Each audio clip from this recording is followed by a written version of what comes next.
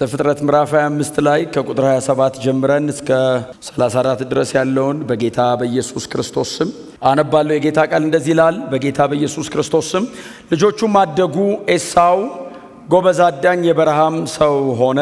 ያዕቆብ ግን ጭምት ከድንኳኑ የማይወጣ ሰው ነበር። ይስሐቅ ከአደን የመጣ ሥጋ ደስ ይለው ስለነበር ኤሳውን ይወደው ነበር። ርብቃ ግን ያዕቆብን ትወደው ነበር።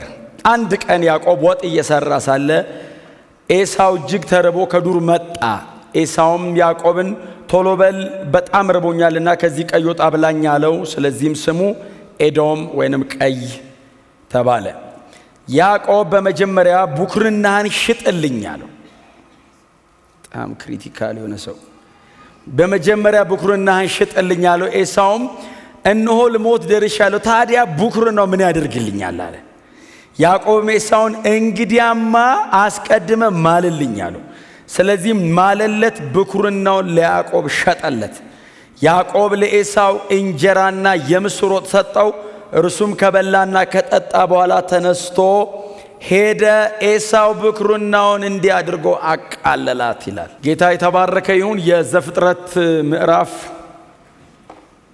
25 ዘፍጥረት ምዕራፍ 25 ላይ ያለ የጌታ ቃል ክፍል ነው ያነበብነው። የሐሳቡ የተያያዘ ነው፣ ትረካ ስለሆነ የዘፍጥረት መጽሐፍ አጠቃላይ ትረካ ስለሆነ የተያያዘ አይነት ሐሳብ ያለው መጽሐፍ ነው። ይሄም ደግሞ አይ ቲንክ በጣም ዝነኛ ከሆኑ የመጽሐፉ ታሪኮች መካከል አንዱ ነው አይደል? በጣም ዝነኛ ከሆኑ የዘፍጥረት መጽሐፍ ታሪኮች መካከል አንደኛው ነው ይሄም ታሪክ እና የኤሳውና የያዕቆብ የኪዳን ሽግግር ነው አይደል? የኪዳን ሽግግር ነው። እግዚአብሔር የአብርሃም የይስሐቅ የኤሳው የሚባል አምላክ የአብርሃም የይስሐቅ የያዕቆብ የሆነበት ቦታ ነው እና ብኩርና ተሽጦ ኪዳን የዞረበት በዘላለም ውስጥ እግዚአብሔር የሚጠራበትን ስም አይደል? የሚጠራበትን ስም ከሚጠሩ ሰዎች መካከል አንደኛው ተክቶ የወሰደበት ነውና የዚህ ታሪክ እንግዲህ ከዘፍጥረት ምዕራፍ 12 ነው አይደል የሚጀምረው። የዚህ ቤተሰብ ታሪክ ዘፍጥረት ምዕራፍ 12 ላይ ነው የሚጀምረው። እግዚአብሔር አባታችንን አብርሃምን ከካራን ሲጠራው ጀምሮ ከከለዳውያን መንደር ማለት ነው፣ ከኡር ከጣዖት አምልኮ አካባቢ ነው እግዚአብሔር ይህንን ቤተሰብ መጥራት የጀመረው። ወይንም የእግዚአብሔር መሲያዊ ፕሮግራም በጣም በተገለጠ አይነት መንገድ የጀመረው የዘፍጥረት ምዕራፍ 12 ላይ በመጽሐፍ ቅዱሳችን ላይ የእምነት አባት ነው፣ የብዙ ሕዝቦች አባት ነው ተብሎ ከሚጠራው ከአብርሃም መጠራት ነው የሚጀምረው። ሁላችን እንደምናውቀው አብርሃምን እግዚአብሔር ጠራው። ለረጅም ዘመን አብርሃም እግዚአብሔርን ተከትሎታል። ሲከተለው በእምነት ነው የተከተለው።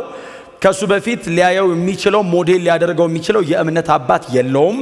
የመጀመሪያ ነው አይደል? እግዚአብሔር ራሱ ሲጠራ እኔ በትውልድ ሁሉ መካከል በዚህ ታወቃለሁ ብሎ የአብርሃም የይስሐቅ የያዕቆብ አምላክ ነኝ ብሎ እግዚአብሔር የጀመረው የአብርሃም ብሎ ነው አይደል? የጀመረው ሲጠራ እስራኤልም ሲጠራ የሚጠራው ትዝ የሚላችሁ ከሆነ ዮሐንስ ወንጌል ምዕራፍ 8 ሌሎችም የአዲስ ኪዳን ክፍሎች ላይ እኛ የአብርሃም ልጆች ነን ይላሉ። እኛ የአብርሃም ልጆች ነን፣ እኛ ከአባታችን ከአብርሃም ነን። ጌታ ኢየሱስ ክርስቶስን እንኳን ሲሟገቱት አንተ ከየት እንደመጣ አናቅም፣ እኛ ግን ከአባታችን ከአብርሃም ነን፣ እንዴት ነው ምንጭ የምትጠይቀን? የአብርሃም ልጆች ነን ሲሉ ጌታ ኢየሱስ ክርስቶስ የአብርሃም ልጆችማ ብትሆኑ ታውቁኝ ነበር፣ ምክንያቱም አብርሃም ራሱ ቀኔን ናፈቀ፣ እኔ እንደምመጣ ተስፋ አድርጎ ነው ከገዛ ምድሩ ወጥቶ በሌላ ቦታ መጻተኛ ሆኖ የተቀመጠው። እናንተ ከአባታችሁ ከዲያብሎስ ናችሁ እንጂ አብርሃምማ ብትሆኑ። አሁን ጌታ ኢየሱስ ክርስቶስ የሆነ ክሮኖሎጂካል ኦርደር ጠብቆ አይደለም እያወራ ያለው አይደል? በመንፈስ እርሱን አምነው ተከተለው ስለሚወለዱ ሰዎች እያወራም ስለነበርና ከአብርሃም ነው የሚጀምረው። አብርሃም በጣም ትልቅ ዲማርኬሽን ነው፣ በጣም ትልቅ ዲማርኬሽን ነው አብርሃም።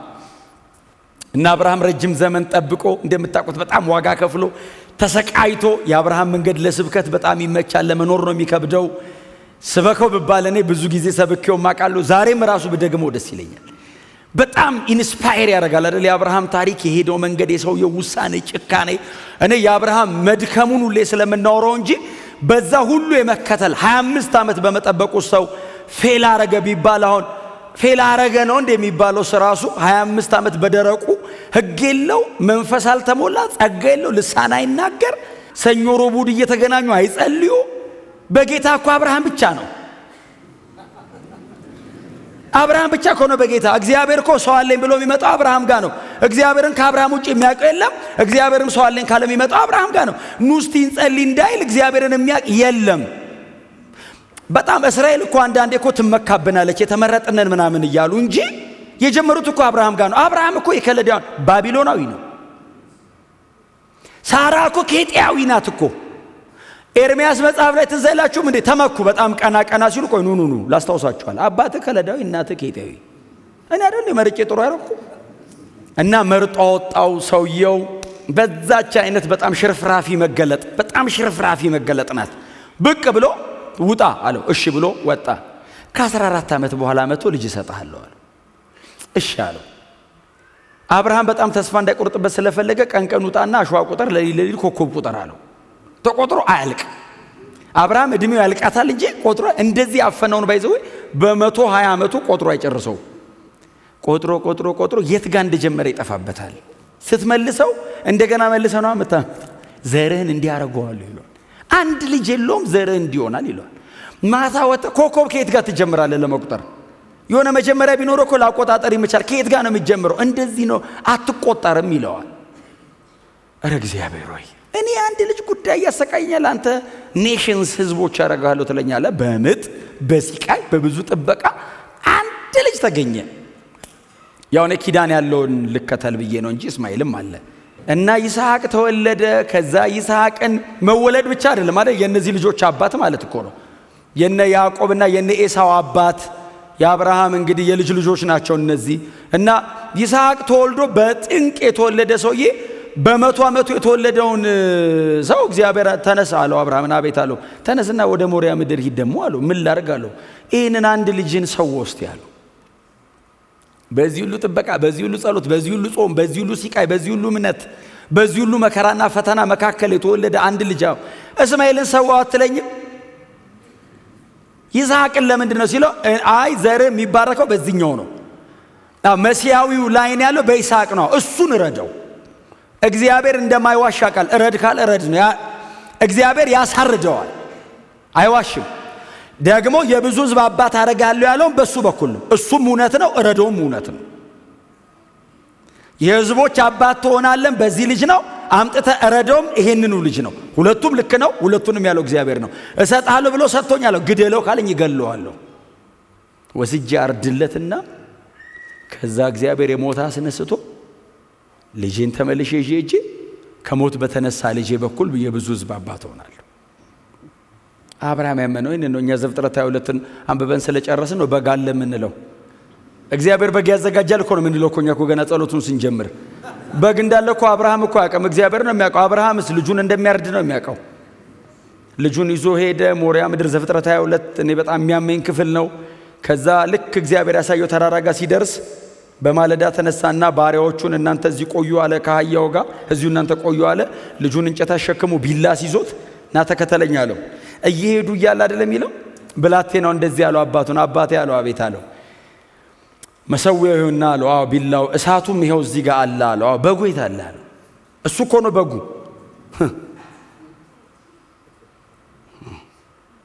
ልጅ ማረድ ተውት። ማሰቢያው ክፍል የለም በእውነት። የት አለ በጉ ሲለው የመስዋዕቱን በግ እግዚአብሔር ያዘጋጃል። ተራምደው ሄዱ። ልጁን አጋደመ አይደለም የሚለው መሰዊያው ላይ አስሮ አጋደመ።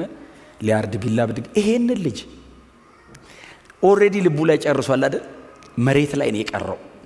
ያርደው ነበር ባይዘው እግዚአብሔር መሃል ላይ ባይገባ። ልክ ሲሰድ ምንድነው ያላቸው ለሎሎቹ እታች ቀድም ሲለያዩ እኔና ልጄ ሰግደን እንመለሳለን አለው። ሌላኛው ትርጉም ላይ ሰውተን ነው የሚለው። የሚሰዋው ማን ነው? ይስሐቅ። እንመለሳለን ያለው ከማጋ ነው?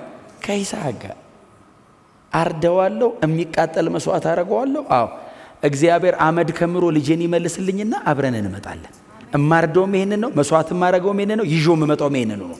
ለዛ ኮናል ሮሜ 4 ላይ የሌለውን እንዳለ አድርጎ በሚጠራ ለሙታንም ሕይወት በሚሰጥ ባመነበት በአምላኩ የሁላችን አባት ነው።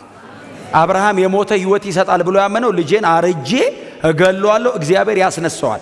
ዕብራውያን 11 ላይ ምንድነው የሚለው? ልጁን ከሞት የመነሳት ምሳሌ አድርጎ ተቀበለው እኮ ነው የሚለው። ኦሬዲ ሞቷል። እግዚአብሔር ትንሣኤ ሙታንን ለአብርሃም ቀድሞ ሰበከው።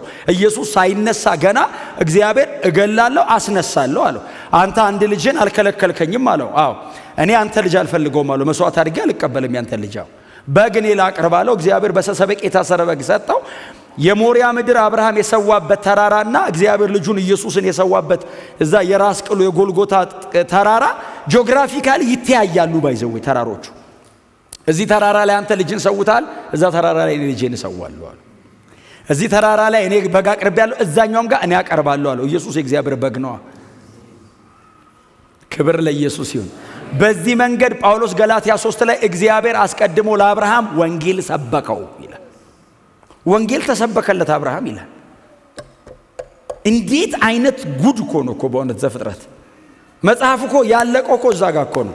አልቋል እኮ መጽሐፍ ቅዱስ እኮ እነሱ እጅ ላይ። ከዛ ነው ልጁን ይዞ ተመለሰ። ይሄ ልጅ በዚህ ሁሉ መንገድ ውስጥ አለፈ።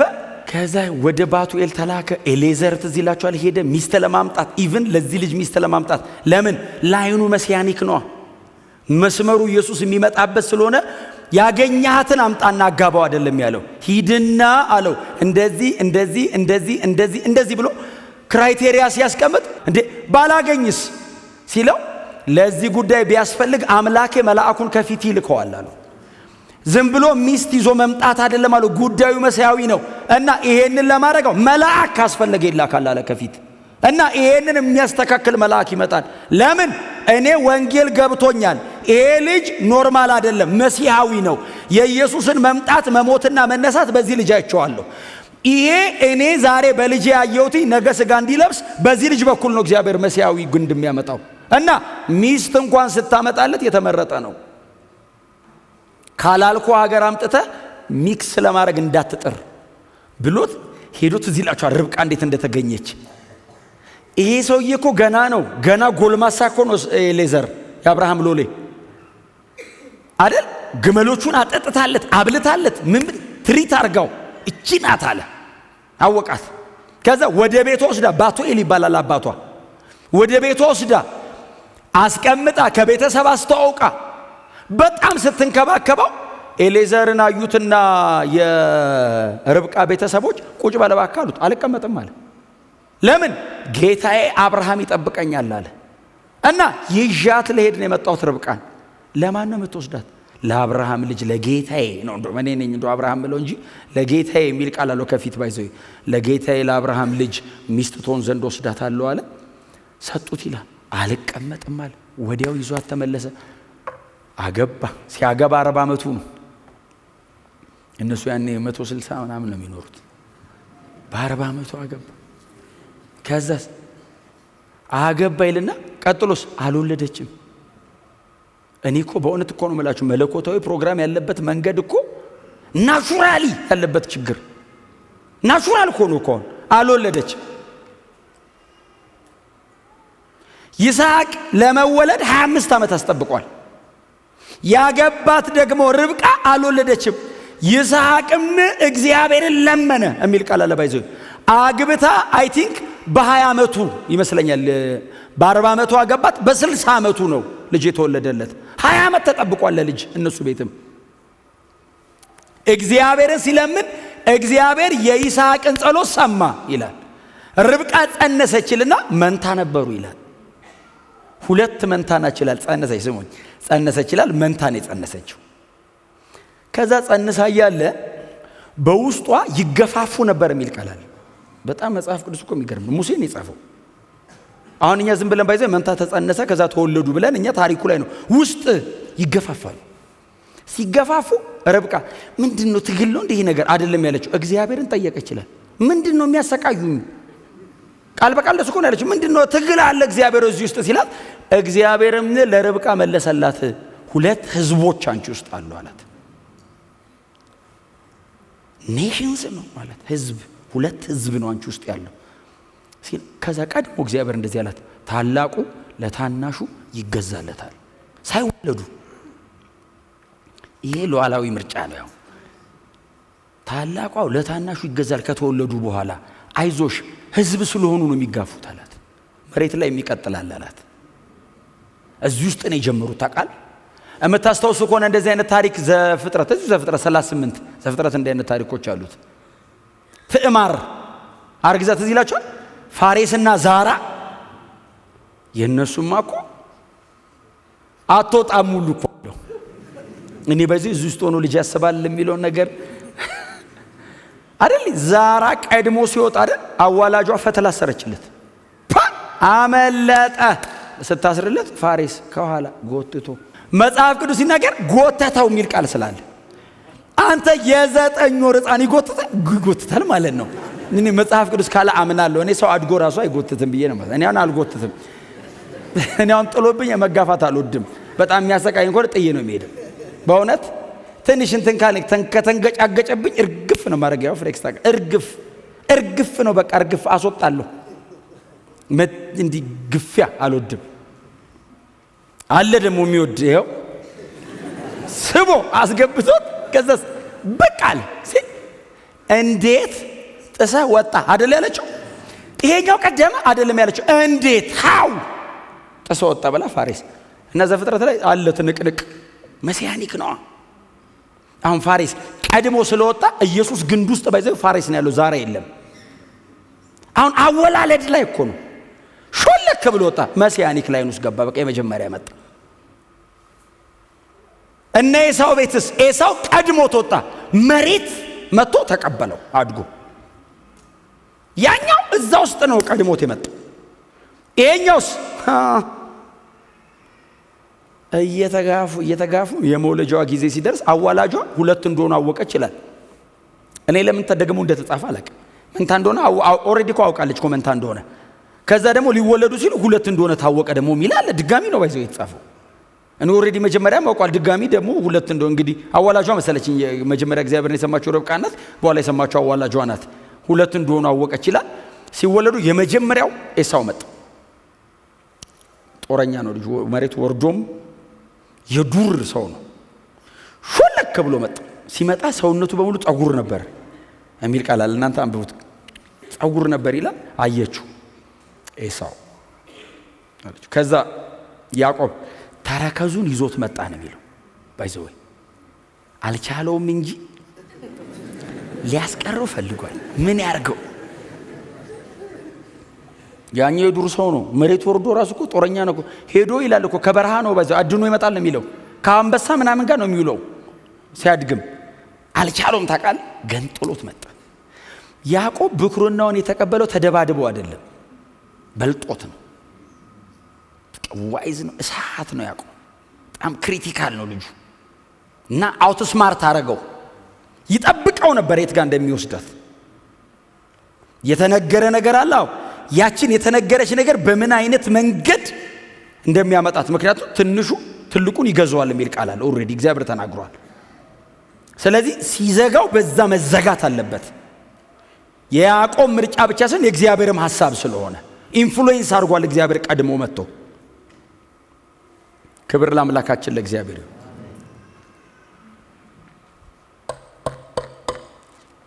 ተረከዙን ይዞት ሲወጣ አየችና አዋላጇ ተረከዙን ይዞት ወጣ ብላ ያዕቆብ ማለት ትርጉሙ ሁለት ነው።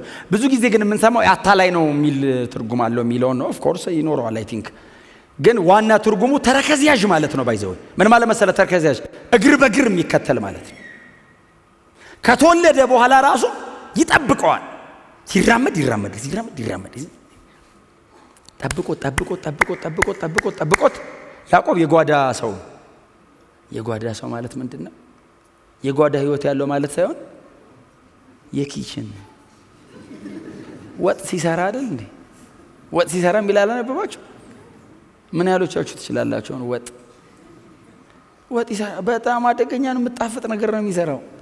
በጣም ቁጭ ብሎ ይቀምማል። ያኛው ሄዶ አድኖ ምን ብሎ ሲመጣ የሚበላ ነገር አላገኝምና አርቦት መጣ። አንድ ቀን ያዕቆብ ቁጭ ብሎ ወጥ ይሰራል።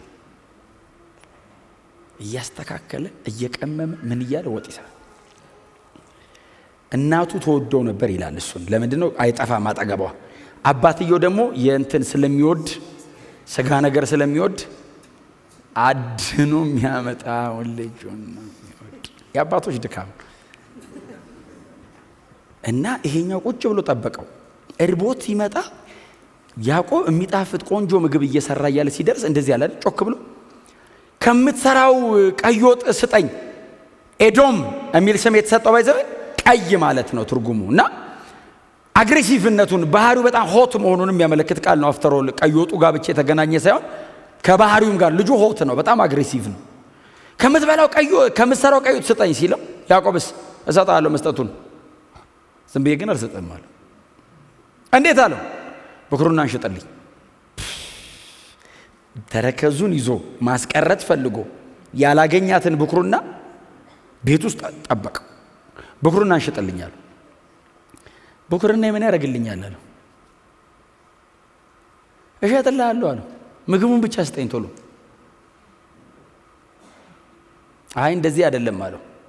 ምን ያደርግልኛል? ምናምን አይደለም፣ ከጠገብኩ በኋላ ብትክደኝስ? መሐላ በጣም ሲሪየስ ነው። ባይዘዌ እንደዚህ እምልልሃለሁ ብለህ አይደለም የምትምለው። እነሱ ሲምሉ ሁለት ዋኖስ ሁለት ምናምን ብቻ እጃቸው ላይ ባለው በከረንትሊ እጃቸው ላይ ባለው ነገር ያደርጉና ሁለት ቦታ ይከፍሉታል።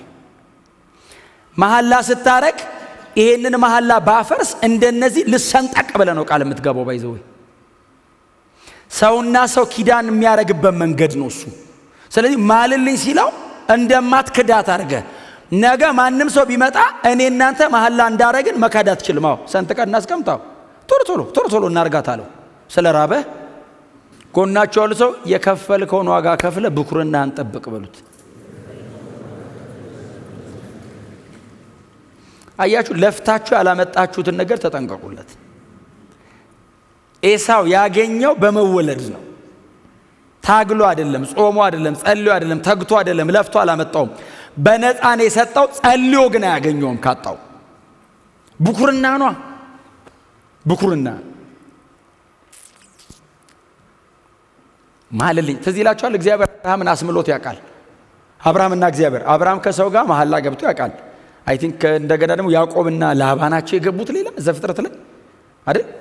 ሁለት የድንጋይ ክምር አድርገው ገለአድ አሉት ይላል ቦታውን። የምስክርነቴ እቅፍ እንደማለት ነው። እኔ ወደ አንተ ወደ እኔ ላትመጣ ቃል እናርግ። አብርሃምና እግዚአብሔር የገቡት እኔ በጣም ልቤን ይነካዋል፣ ከሳልቬሽን ጋር በጣም ስለሚገናኝ። የምታስታውሱ ከሆነ አብርሃምና እግዚአብሔር ሲገቡ ዘፍጥረት 15 ላይ እኔ እናንተ መሐላ እናረጋለን አለው እግዚአብሔር። አብርሃም ከእግዚአብሔር ጋር መሐላ እንዴት እንደሚደረግ ስለማያውቅ እግዚአብሔር ሰውና ሰው በሚያረግበት መንገድ እናርገን እናንተ አለው። ታዲያ ምን አድርጌ ልጠብቅ ሲለው ሁለት ከዋኖስ ከምናምን እንደዚህ ሁለት ክፈልና ጠብቀኝ አለው። ከዛ ምንድነው የሚያደርጉት? አንደኛው በዛ በኩል አንደኛው በዚህ በኩል ይሆንና መሐላ የተከፈሉት ዋኖሶች አሉ። ይሄኛው ወደዚህ ይሻገራል፣ ያኛው ወደዚህ ይሻገራል። የሚሻገሩበት ምክንያት ይሄንን መሐላ ባፈርስ እኔ እንደነዚህ ልሰንጠቅ ማለት ነው ትርጉሙ። ስለዚህ እኔ እናንተ እናርግ፣ ለምንገባው ኪዳን ያልታመነ ይሰነጠቃል አለው። እግዚአብሔር የማይሳሳት አምላክ ነው። አብርሃም ደካማ ነው፣ ትሰነጠቃለህ አለው ከካድክ። እሺ አለ አብርሃም። እግዚአብሔር ነው ገና እያወቀው ነው። እኛ እኮ ያለቀ መጽሐፍ ይዘን ነው እጃችን ላይ ሲስተማቲካሊ የተሰራ ቴዎሎጂ እጅ ላይ ይዘን ነው እንጂ አብርሃም እኮ ገና ነው። እግዚአብሔር ማን እንደሆነ ራሱ ገና እያጣራ ነው። አብርሃም ሰርቶ ጠበቀው ይላል። ከዛ መስዋዕቱን ሊበሉበት አሞሮች መጡ። ሲመጡ ያባረረ ቆየ። እግዚአብሔር ዘገየ። ታውቃለህ ለምን መሰላችሁ? ብቻውን ሊያረግ ነው ኪዳን። ከአብርሃም ጋር ካረገው አብርሃም ነገር ሊደክምበት ነው፣ መሰንጠቁ ነው ሰውየው። አይተኛም እንዴ ይላል። እግዚአብሔር ይጠብቀዋል። ያባረረ አብርሃም ጎበዝ ነው፣ ጠበቀ። እንቅልፍ ጣለበት ይላል። አልተኛ ሲለው እንቅልፍ ተቀብሎ የሚተኙ አሉ። ለምሳሌ አዳም መጀመሪያ ተቀብሎ ተኝቶ ነው አይደል? ወድቆበት ነው ሔዋንን የወሰዳት። አነስቴዥያ ማለት ነው እንጂ አንተ ከጎና አጥንት ሲወጣ እንዴት ነው የማሰማው? ይሄ እንቅልፍ አይደለም አይደል? አነስቴዥያ ነው። በቃ እንቅልፍ ከሞት ካልሆነ አውጤኪስ ከሶስተኛ ደርብ ወድቆ የሞተው እንቅልፍ ወድቆበት ነው። እንቅልፍ ተቀብሎ ይተኛሉ ብዙ ጊዜ መጽሐፍ ቅዱስ ላይ። አስተኛው ላጥ ሲል እግዚአብሔር መጣ ይላል። አብርሃም ሲተኛ እግዚአብሔር መጣና ኪዳኑን አድርጎ ሄደ ይላል። አብርሃም ሲነቃ ኦሬዲ እግዚአብሔር ኪዳን አድርጎ ሄዷል። እግዚአብሔር ሆይ ያለው አቤት ሲለው ምን ነው የታለ ሲለው ጨርሼ ሄድኩ አለው። ለምን እኔን ሳትጠብቀኝ? ለዚህ ኪዳን እኔ ብቻዬን ታማኝ ነኝ አለው። አንተ ነገ ብትደክ ምክንያቱም 15 ላይ ኪዳን አድርገው 16 ላይ አጋርጋ ገባ ሰውየው መገደሉ ነው። ስለዚህ ልክ አብርሃም አጋርጋ ገብቶ ፌል አድርጎ ሲወጣ እግዚአብሔር ምንድን ነው ያለው? አብርሃም ና አለው። አቤት ሲለው እኔ ኤልሻዳይ ነኝ፣ በፊቴ ተመላለስ፣ ፍጹሙን አይዞ ለዛ ኪዳን እኔ ለዘላለም እታመናለሁ። ብትደክም እያገዝኩ፣ ብትወድቅ እያነሳው፣ አቅም ብታጣ እያበረታው፣ እስከ መጨረሻ እኔ እታመናለሁ አለው። ለዛ ነው አብርሃም ሞቶ እግዚአብሔር ይስሐቅ ጋር ቀጥሏል። ክብር ለኢየሱስ ይሁን። ለዛ ከሆነ መስቀልም ላይ ባይዘው አላገዝኩትም፣ ኪዳን ብቻውን ነው ያደረገው። አልተባበርንም እኔና እግዚአብሔር። ናስቲ አብረን እንሙት አይደለም ያለ፣ ሞቶ ነው የጠራኝ። ስጋውን ቆርሶ ደሙን አፍስሶ ለብቻው ሰርቶ ና አለኝ። አብረን ስለ ብቻዬን እኔስ ተቀበል ዝም ብለህ አመንኩ። ለዘላለም በእግዚአብሔር የማዳን ፕሮግራም ተካተትኩ። ሳታዋጣን ሄዳን። አሜን በሏ። ሁሌንም እላችሁ ጸልየን አልዳንም፣ ድነን ነው መጸለይ ጀመርነው። በፍጹም እንዳገዛችሁት እንዳታስቡ እግዚአብሔርን። እውነቴን ነው የምነግራችሁ። በጣም መንፈሳዊ የሆንን ሰሞን የተባበርን ይመስለናል። እግዚአብሔርን ቀኝ እጁን ትንሽ ከፍ ያደርግንለት ጥሩ ነው። ስሜቱ ክፋት የለውም፣ ግን ወደ ትዕቢት ከሄደ ደግሞ ይጎዳናል። ከእግዚአብሔር ያጣ ትህትናን ማጣት የለበትም ሰው መንፈሳዊ ሲሆን፣ ሞር ሃምብል መሆን ያለበት። እንደውም ክብር ለእግዚአብሔር ይሁን። እንደ ዋዛ እንደ ቀልድ ሸጠ ብኩሩን ነው። ምስር ወጡን በላ ይልና ብኩሩን ነው ሸጦ ተነስቶ ሄደ ይላል። ብድግ ብሎ ተነስቶ ሄደ። ቁጥር 34 ምንድነው የሚለው? ኤሳውም ብኩርናውን እንዲህ አድርጎ አቃለላት። የአብርሃም የይስሐቅ የያዕቆብ አምላክ ሆነ እግዚአብሔር። ትውልድ ሁሉ በዚህ ነው የሚያቀኛል። ጌታ ኢየሱስ ክርስቶስ መጥቶ ሲጠራ እግዚአብሔር ሕያው ነው የሚለውን ትዝ ይላችኋል። እግዚአብሔር ሕያው ነው፣ የሙታን አምላክ አይደለም። የአብርሃም የይስሐቅ የያዕቆብ አምላክ እኔ ነኝ ብሏል። እነሱ አልፈዋል፣ እግዚአብሔር አለ እኮ ነው። የሙታን አምላክ አይደለም ብሎ ሲጠራ ኢየሱስ ሜንሽን ያደረገው ያዕቆብን ነው። የት ጋ ነው ሽፍት ያደረገው? ይሄው እዚህ ጋር በቀይ ወጥ። ቀላል አይመስልም? ሲምፕል አይመስልም? እዛ ጋር አያስታውቅ። አሁን እዛ ጋር ሸጦ ሄደ። በቃ ጠግብ ያለው ብሎ በልቶ ጠጥቶ ወጥቶ ወደ አደኑ ነው ሄዶ ባይዘወይ። ቡክርናዋ ሽፍት ማድረጓን የምታውቁት የአልጋ በረከት የምትባለውን የመጨረሻ በረከት ኤሳው አይደለም ያዕቆብ ነው የወሰደው። አባቴ ባርከኝ አለው ኤሳው መጥቶ። አንድ ነበረች ያዕቆብ ወሰዳት አለው። አም ሶሪ አለው። የለም አለው።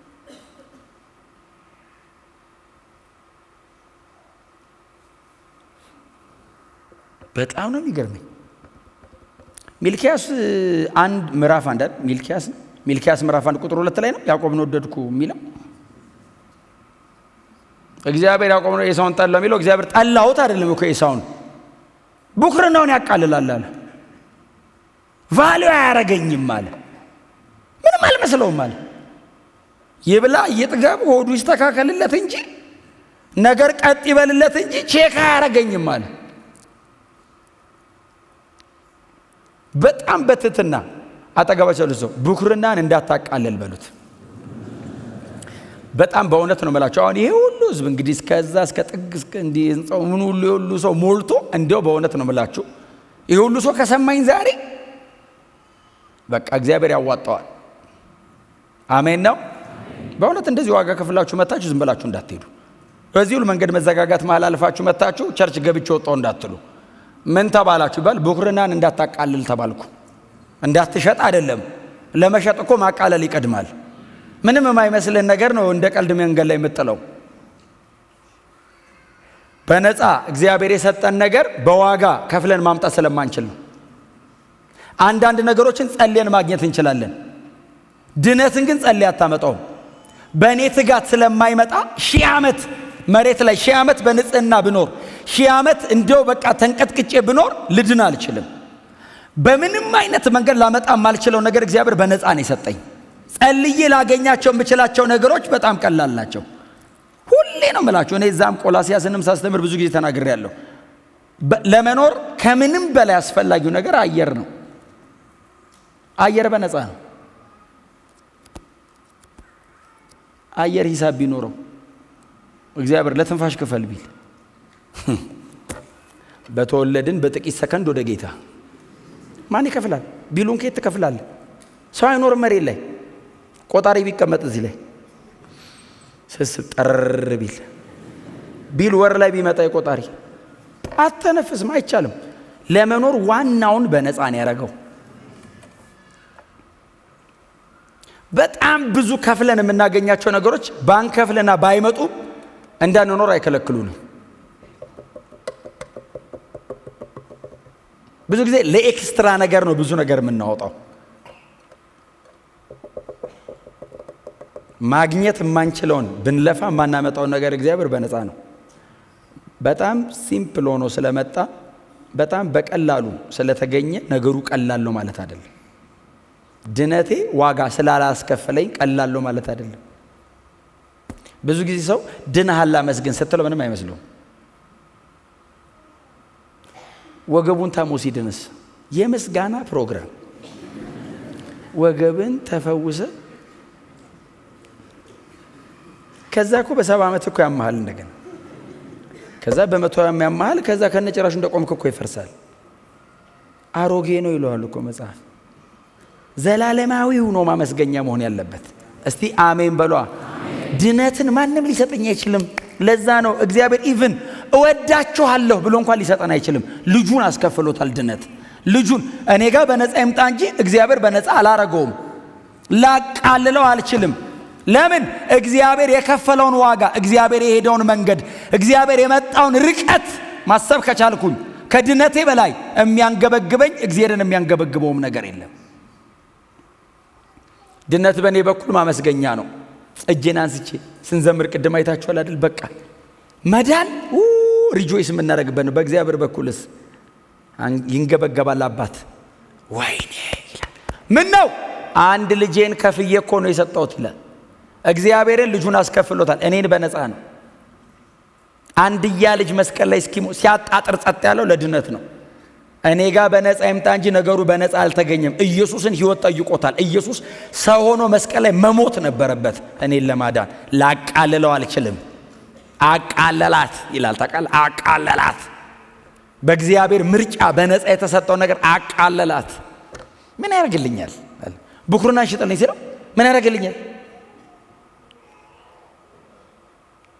ሃይ እግዚአብሔር ይጠብቃል በእውነት። ዕብራውያን 12 ላይ ትዝ ይላችሁ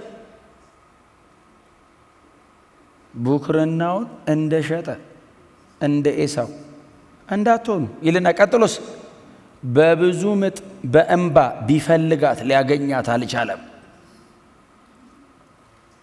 አይ የቅድሟን ቀይ ወጥ በልቶ ጠግቦ ሄደ። ተመልሶ ራበው። ተመለሰና ምግብ በልቶ ጨርሶ ብኩርናውን በብዙ እንባ ነው የሚለው። ባይዘ ዝም ብሎ አንጣ አይቻልም። በብዙ እንባ ቢፈልገው ሊያገኘው አልቻለም። ስለ ሳልቬሽን ነው እየነገርኳቸው ያሉት። ድነታችን ውድ ነው። ሰው እንደ ቀልድ ጌታን ተወኩ ይላል። በጣም ይገርም። ትቼ ጌታን ይላል። ወዴት ይኬዳል? የፈለገ ብትደክሙ ቸርች ነው። የፈለገ ቢያቀታችሁ እግዚአብሔር ፊት ውደቁ።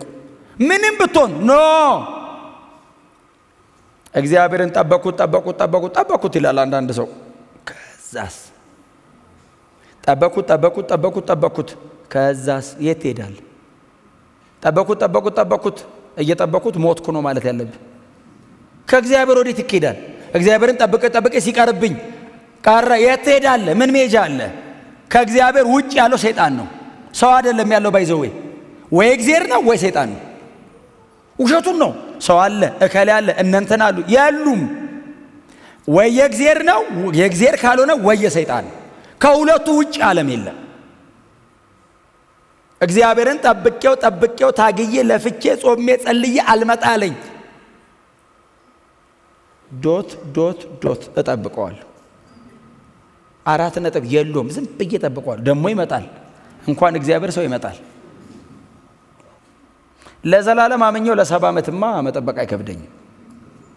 ዘላለም አብሬው እኖራለሁ ያልኩትና አምላክ 1 ዓመት መጠበቅ እመጣለሁ እያለ እኮ ልቤና ደከመው እንላለን። በ30 ዓመታችን ወደ ጌታ መተን በ35ኛ ዓመታችን እኮ እንደሱ ምንለው 30 ዓመት ሙሉ እኮ እንደፈለግን ኖረን 5 ዓመት እግዚአብሔርን መጠበቅ ሲቃይ ሆኖ እስክንሞት ከኢየሱስ ጋር በእውነት እስክንሞት። እግዚአብሔር መምጣቱ አይደለም፣ እግዚአብሔርን መጠበቅ ክብር ነው። መጥቶ የሚሰራው ስራ እኮ አይደለም፣ እግዚአብሔርን እየጠበቅኩት ነው ማለት ራሱ ክብር ነው። ኤሳው የዚህ ቀን እርቦኛል አይደለም እኮ፣ ኤሳው እርቦት ቢሞት ይሻል ነበር።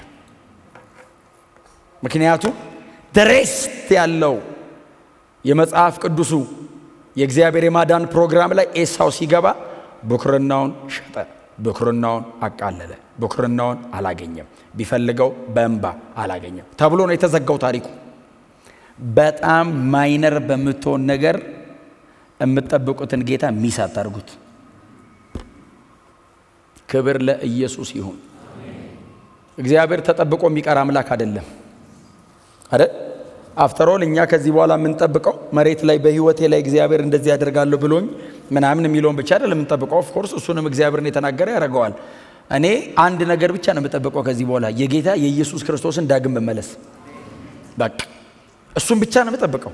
አማኝ ጠብቅ የተባለው እሱን ነው። የክርስቲያን ተስፋ እሱ ብቻ ነው። ጠብቀኝ ብሎኛል። በምን ልጠብቅ? በሰጠው ኪዳን ውስጥ ጠብቀኝ። ይመጣል ብለህ ጠብቀኝ። ጌታ ኢየሱስ ክርስቶስን ስትጠባበቁ የሚል ቃል አንብባችኋል። አንደኛ ቆሮንቶስ ምዕራፍ 1 ላይ ኢየሱስ ክርስቶስን ዳግም መመለሱን ስትጠባበቁ አንዳች የጸጋ ስጦታ አይጎልባችሁም። ምን ማለት ነው? በዚህ ዓለም ውስጥ ስትኖር ልትደክም ትችላለህ፣ አቅም ልታጣ ትችላለህ። በጣም ፍረስትሬት እንድታደርግ የሚያደርግ መንገድ አለ። አዎ፣ የጸጋ ስጦታ አይጎልብህም። አቃተኝ ስትል ጸጋ ይሰጣል። እግዚአብሔር ኃይል ይሰጣል፣ ጉልበት፣ መንፈስ ይሞላሃል። ተንበርከከ ስትጸልይ ኢንካሬጅ ያደርጋል፣ ያበረታታል። አለው አይዞ ይልሃል። እስኪመጣ ድረስ ጠብቅ። ኢየሱስ ይመለሳል። እንደ ሞተ ብቻ አይደለም የምንሰብከው፣ እንደ ተቀበረም እንሰብካለን፣ እንደ ተነሳም እንሰብካለን። ደግሞ ወደ አብ በክብር እንደሄደ በቅርብ ደግሞ በክብር እንደሚመለስ አንድ የተስፋ ቃል አለን። ሐዋርያቶች ከጌታ ከኢየሱስ ክርስቶስ አፍ የሰሙት እስክመጣ ድረስ ይህንን ወንጌል ከፀሐይ መውጫ እስከ መጥለቂያ ስበኩ እስክመጣ። ይህንን እየነገራችሁ አይደል? እኔ ብዙ ጊዜ ሰብከዋለሁ፣ ሁላችሁም ስለምታውቁ። የሐዋርያት ሥራ ምዕራፍ 1 ላይ ይህንን እያወራቸው ነው አይደል? ከመሬት ብድግ አለ። እዛ ቢታንያ የምትባል ቦታ ነችና እንዲህ ተዳፋት ናት መሬቷና እንደዚህ እያወሩት ነው። በዚህ እንዲህ እያወሩት ከመሬት ብድግ አለ። በኢየሱስ የዛን ቀን ነው ብትኖሩ እንዲህ እያወራ በሰላም ብድግ አለ። እንግዲህ አለ አየር ላይ ይሄደ ስልጣን ሁሉ በሰማይና በምድር ተሰጠኝ። ወደ ዓለም ሁሉ ሂዱ፣ ወንጌልንም ለፍጥረት ሁሉ ስበኩ እያለ እየሄደ ነው። እኔ ይሄ ማይክ ሳይኖር አይታችኋል። ቅድም ድምፅ እዚህ አካባቢ ነው የሚሰማው። ኢየሱስ ደመና 34,000 ጫማ ድምፁ ይሰማል። ተቃል እስከ ዓለም ፍጻሜ እኔ ከእናንተ ጋር ነኝ፣ እየሄደ ከእናንተ ጋር ነኝ ይላል።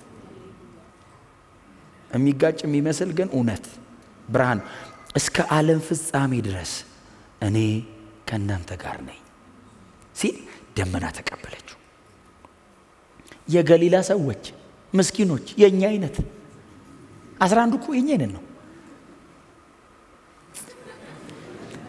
እንዶ ስወደው ክፍሉን ምኑ መሰላችሁ የምወደው እንደዚህ ቀሩ ታውቃለህ። እውነታቸውን ነው። እኔም በሆን ከነሱ የተለየው አልሆነም። በቃ ፕሬዝ ጋድ ጌታ ይመጣል ብዬ አልሄድም። የት ነው ሄደው? ደግሞ እየነገረኝ ያለው ነገር መንፈስ ቅዱስ አልወረደም ገና። ነገር ቶሎ አይገባም። መንፈስ ቅዱስ ስለወረደ ነው አሁን እኛ ባይዘ የምንሰባበከው የሚገባን። ኢየሱስ የሚወራው እንዴት ይገባል? እየሄደ አለሁ አለ። ማንም ብሎ አያውቅም። እየሄደ ከሆነ ሄጃለሁ፣ ስመጣ እመጣለሁ ነው የሚል። እየሄደ አለሁ እስከ መቼ? እስከ ዓለም ፍጻሜ። ኦ ማይ ጋድ! እስከ ዓለም ፍጻሜ ማለት ባይ ሰማይና ምድር እስኪጠቀለል ማለት አይደለም ትርጉሙ። ዳግም እመጣለሁ ማለት ነው ትርጉሙ። ኢየሱስ ተመልሶ እስከሚመጣ ድረስ ያለውን ዓለም የሚመራው የዚህ ዓለም ገዢ ነው። የዚህ ዓለም አምላክ ተብሏል እኮ። የዚህ ዓለም ገዢ ብሎታል ጌታ ኢየሱስ። the prince of this age ነው የሚለው። የሚያወራው እኔ ተመልሼ እስከምመጣበት ያለውን ዘመን የሚመራ ማለት ነው ትርጉሙ። ተመልሼ እስከመጣ እስከ ዓለም ፍጻሜ ማለት እናንተን እስከወስዳችሁ ማለት ነው። እስከዛም ቢሆን ተመልሼ እስከምመጣ ድረስ ከእናንተ ጋር ነኝ አለ። ፓራዶክስ፣ ይጋጫል። ተመልሼ እስክመጣ አለ ትመጣለህ? አዎ እስከዛም እኖራለሁ ከእናንተ ጋር። ኦምኒ ፕሬዘንት ነኝ አለ። በሳይዝ የሚያውቁት ኢየሱስ በሁሉ ቦታ እኖራለሁ አለ። ሰማይም እናንተ ውስጥም አጠገባችሁ። ዋት እግዚአብሔር ወልድ ነው። አብ በሁሉ ቦታ እንደሚኖር እኖራለሁ አለ። እየሄደ አለው ደሞስ እመጣለሁ ብሎ ሲጠብቁ ነጫጭ ልብስ የለበሱ ሰዎች ከሰማይ ብቅ ብለው እንዲህ እነ ጴጥሮስ እንዲህ አንጋጠው አስበዋል። ፀሐይ የደበደበው አይሁዳዊ ግርጥት ያለ አባራ ሆነዋል። እንደዚህ ብሎ ኢየሱስን መከተል ዋጋ አስከፍሏቸዋል። ባይዘው ከሞት ከተነሳ በኋላ ባሉት 40 ቀናት አብሯቸው ወካ አያረግም። የሆነ ቦታ ድንገት ነው የሚመጣው። ይመጣና ያዋራቸው ነው ይሄዳል። ባይዘው ይሰወራል። ተሰወረባቸው ይላል። ተሰብስበው እያሉ መጣ ይላል። እንደ ድሮ ዝም ብለህ አብረህ ወካ አታረግም። አስበዋል። እንደ ድሮ እቅፍ ምናምን አታረገው። ጥፍት ይላል። አቅፈው ቢጠፋ አተኛም። ወሩ ሙሉ እንቅልፍ በፍርሃት ነው፣ በጥንቃቄ ነው ያሉት። እና እንደዚህ ብለው ሁለት ነጫጭ የለበሱ ሰዎች ብቅ አሉ። እናንተ የገሊላ ሰዎች ሆይ አሏቸው። እንዲህ እንዳሉ አቤት የመጽሐፍ ቅዱስ እኮ ትረካ አቤት ይሉ ምንድነው የምትሰሩት አሏቸው። ነው ምንድነው ያሏቸው? ይህ የናዝሬቱ ኢየሱስ አሏቸው እንዲህ ሲሄድ እንዳያችሁት እንዲሁ ተመልሶ ይመጣል። ይሄ ነው ተስፋችን። የለም ሌላ። በእውነት ነው የምነግራችሁ። ቅድም ነግሬያችኋለሁ። በጣም በጥንቃቄ በባላንስ እንድሰሙኝ ነው። እግዚአብሔር ብሎኛል የምንለው ነገር ይሆናል፣ እንዳትጠራጠሩ። ይሄው እግዚአብሔር እያለ እያረገ ነው። እኔ በህይወቴ ብዙ ነገር እግዚአብሔር ያረጋለሁ ብሎኝ አርጓል። ምንም ጥርጥር የለውም። ተስፋዬ ግን አይደለም ይሄ። የተነገራችሁ ነገር ላይ ስትደርሱ ሌላ እንዳለ ነው የሚገባህ እንጂ መጨረሻ እንዳልሆነ ታውቀዋለህ። ያኛው ግን መጨረሻችን፣ ያኛው ዴስቲኔሽን ነው። እዛ ከደረስኩ በኋላ ሌላ አያምረኝም። ያልቃል። መዝጊያው ነው። ይሄ ነው ብኩርና። ለምንድነው የምትጠብቀው? ለምንድነው ጥሌ ያለ መታከት የምታገለግለው? ለምን መስበክ ስለምወድ ብቻ አይደለም መስበከው። ኦፍ ኮርስ በጣም ደስተኛ ነኝ። በጣም በምድር ላይ ቀሎኝና ደስ ብሎኝ የምሰራው ስራ ቢኖር እንደዚህ ወንጌል መስበክ ነው። በጣም ደስተኛ ሆኜ የማረገው ነገር ስለምወደው ግን አይደለም የማረገው። የምወደው ሌላም ነገር አለ የማላረገው። ሲቪል ነው የተማርኩት። ልወደው እችላለሁ ያው ግን አልሰራም። ለምን ነው የማሰራው? ከህንፃ ሰው መስራት ይሻላል። ለምንድን ነው አንዳንድ ነገር የማታረገው? የሚበልጣላ ብኩርና ለምንድን ነው የምትጠብቀው? የዘላለም ክብር አለ ይሄ ብኩርና። ለምንድን ነው በጌታ ሆናችሁ የምትኖሩት? ኢየሱስ ተመልሶ ስለሚመጣ ወደ አገሬ ስለሚሄድ እምገባበት ከተማ ስላለ በምድር ላይ ካሉ እምነቶች መካከል ሲቃይ ያለበት እምነት ይሄ እምነት ነው። ተገርፋ አመስግን የምትባልበት እምነት፣ በመከራ መካከል ደስ ይበል የሚባልበት እምነት፣ ጠላት ቀኝም በጥፊ ሲመት ግራህን ሰጠው የሚል እምነት፣ መልሰ ምታ እማይል። ሌላውስ ግደልና ጽደቅ የሚል እኮ ነው የሌላው እምነት። በእጅ በፊትህ መስሎ የታየን ጠራርገ ብላ። ይሄስ የሚመርጥ በሲቃይ በገመድ ላይ እንደመራመድ የሚያስኬድ እምነት ነው። ምኑ ነው የምትታገሰው? ዘላለማዊ ክብር አለው። ኢየሱስ ይመጣላ። ክርስትና እውነት ነው። ጥሩ ሰዎች ተጠንቀቀው የጻፉት ታሪክ አይደለም። ክርስትና ሪል ነው። ኢየሱስ ይመጣል፣ እንሄዳለን። ኢየሱስ ይመጣል፣ እንሄዳለን። አገራችን በሰማይ ነው። በእውነት አገራችን በሰማይ ነው። ከዚያ የሚመለሰውን አዳኛችንን ኢየሱስ ክርስቶስን እንጠብቀዋለን። ሩቅ እንዳይመስላችሁ፣ ኢየሱስ ይመለሳል። እንደዚህ በድካም አንቀጥልም። እንደዚህ ያቃተን አንቀጥልም። እየወደቅን እየተነሳን አንቀጥልም። ኃጢአት የሌለበት ሰይጣን የሌለበት አገር እንገባለን። ሃሌሉያ! ይሄ የታመነ ነው። ሌላ መጽናኛ የለንም፣ አንፈልግም። አፍተሮል አልፈልግም። ሌላ የለም፣ አልፈልግም። ማስገባት አልፈልግም፣ መስማትም አልፈልግም። በቅቶኛል። ኢየሱስ በቅቶኛል፣ አልፈልግም። አልፈልግም። ይሄ እኮ ጥሩ ነው። ጥሩ አይደለም አላልኩም። ኦፍ ኮርስ ጉድ ሊሆን ይችላል። ቤስት አለኝ እኔ። ቤስት ምን? ወንጌል። ኢየሱስን ጠብቅ። ብኩርና ፕሮቴክት አድርግ። አላቃለለውም። ብኩርናዬን አላቃለለውም። እግዚአብሔር በነፃ የሰጠኝን ነገር አታቃሉ። ሰርቪስ አታቃሉ።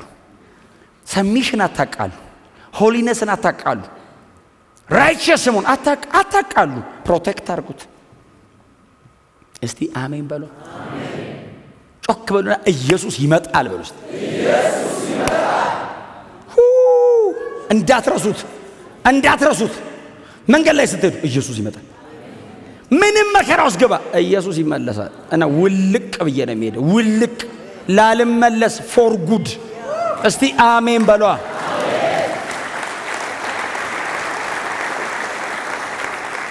ሄደ ማታውቅበት ሀገር እኮ ትሄዳለህ ሲባል እኮ ያለው ደስታ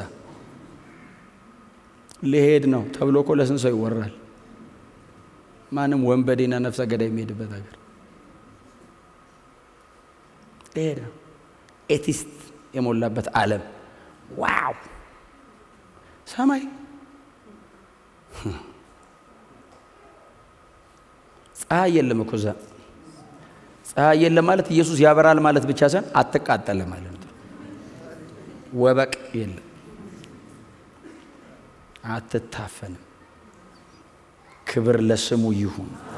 በጉ ብርሃን የሆነበት ሀገር አይናፍቃችሁ? እኔ ብቻዬን ነው የምነደው የምንገበገበው። እናንተም ተመሳሳይ ነው። ሌላ እምነት አይደለም የምትከተሉት። ተቃጠሏ፣ በእውነት ንደዱ። ምንም ተብሎ ሰው ባይገባው ችግር የለም። ኢየሱስ ይመጣል ተብሎ ምንም ታልመሰለው ምን ተስፋ አለ? ምንም ተብለ ባይገባ ችግር የለም። አብርሃም፣ ይስሐቅ፣ ያዕቆብ ምናምን እስማኤል ችግር የለም ባይገባን። ከእስማኤል ጋር እያይዘን ግን ኢየሱስ ጋር ስንመጣ ኖርማል ከሆንክ ከኢየሱስ ወዲያ የሚመጣ አዳኝም የለም፣ እግዚአብሔርም የለውም። ጨርሷል።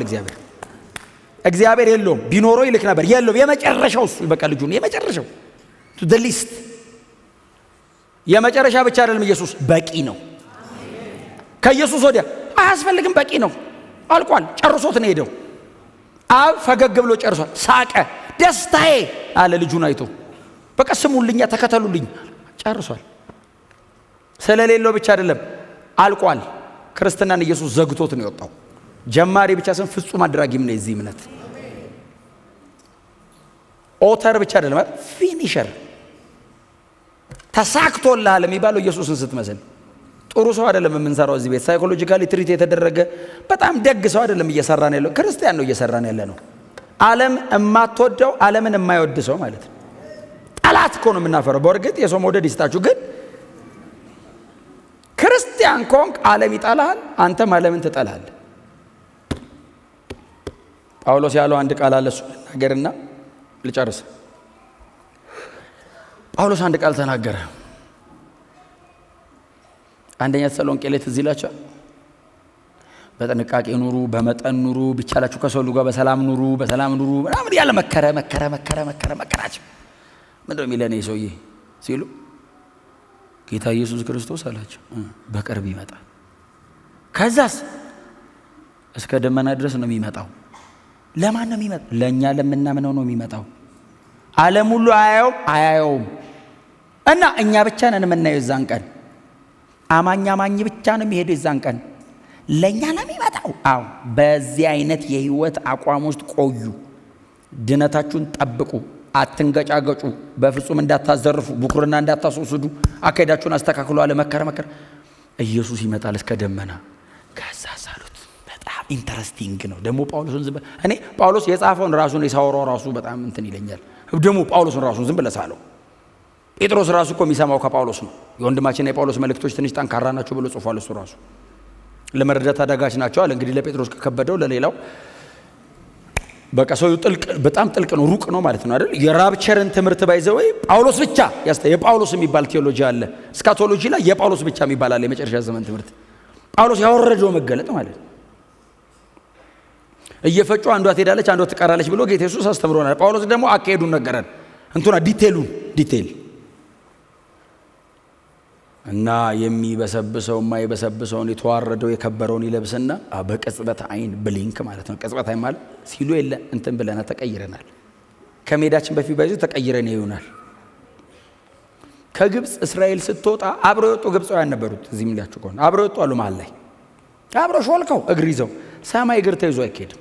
በእውነት ጎን የሆነ ሰው ይቀይር ሲል ያዛርግ አታቻ አይኬድም። ግራቪቲ ያውቀዋል። የለበስከውን አፈር የተለወጠው ሰማያዊ ስለሆነ ነው የሚሄደው፣ አይስበውም።